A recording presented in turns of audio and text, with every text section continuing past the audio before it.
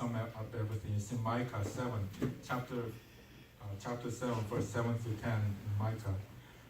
Therefore, I will look to the Lord. I will wait for the God of my salvation. My God will heal me, Israel's confession and comfort. Do not rejoice over me, my enemy. When I fall, I will arise. When I sit in darkness, the Lord will be a light to me. I will bear the indignation of the Lord, because I have sinned against him. Until he pleads my case and executes justice for me, he will bring me forth to the light. I will see his righteousness. Then she who is my enemy will see, and shame will cover her, who said to me, where is the Lord your God? My eyes will see her. Now she will be trampled down like mud in the streets. Did you know that when you turn away from the darkness of your heart and turn to God, you're turning to the light, because he is the light. And when you turn over there, you have to turn away from talking to your kids, your friends. You have to turn away from goofing around and kicking each other out. You have to turn away from just thinking about how to best your other buddy, you know. You have to turn away from maybe thinking about your video games or whatever. You have to turn to and focus your eye on God. And what he does is, God, he does something very precious. He turns his face, his body, his whole entire being from trying to pleasure his own self to the Lord. And he says something very, very amazing. He says, my Lord. Transliterated, it means my master, Jehovah. Now, his master before has been himself. Samson was always going after what he wanted, but now he's going after what God wanted. My master, my Lord, my Jehovah, strengthen me one last time. Strengthen me one last time to avenge for my eyes.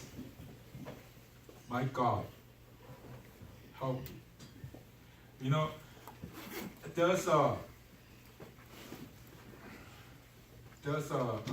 Christ Our Life music song called Abba that I use it as a prayer for me, myself, many, many times. And I would say something like, Abba, Father, help me.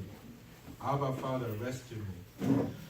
I need your love, I need your power. Come and save me from this hour.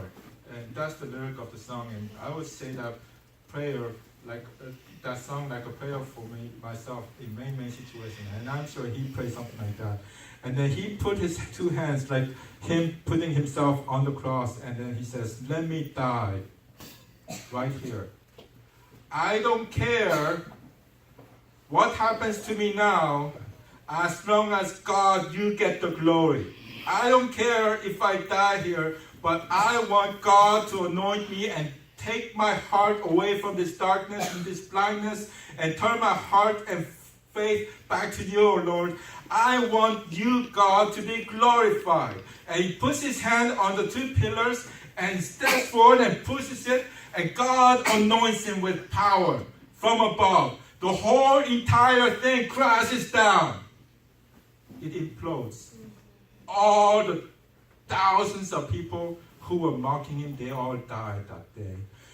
In his death, more Philistines were killed than when he was alive. Unless a grain of wheat dies, it remains alone. But if it does die, it makes a crop, many, many fold. And in God's mathematics, it's 30, 60, and 100-fold, right?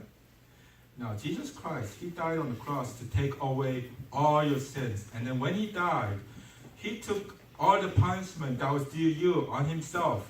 And then, 3 days later, he rose from the grave and defeating death. And if you put your trust in him, he will save you from your sins. Now, here's the thing.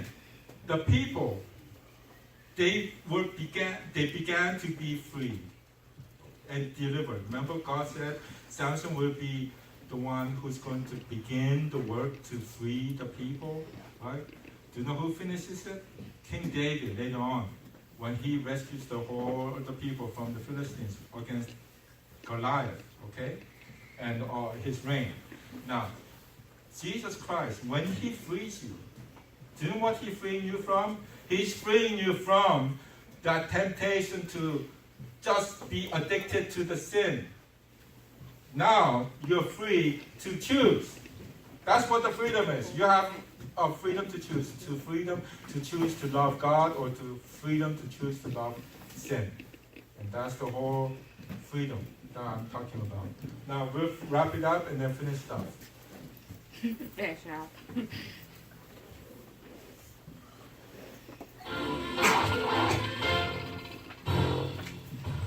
Sure? Yes. Alright. If I may, I'd like to read another statement. I, Skeeter, being of corrected mind and the same body, do hereby announce that I'm coming out of my retirement from serving God. Due to my unawareness of the truth, I announced my retirement too soon. It has just come to my attention that God can still use me even when I make mistakes. That goes for everyone. God understands that we are human and that we will make some mistakes. All Christians, including me, need to ask for and accept God's forgiveness and continue serving Him. So that is all. Skeeter out.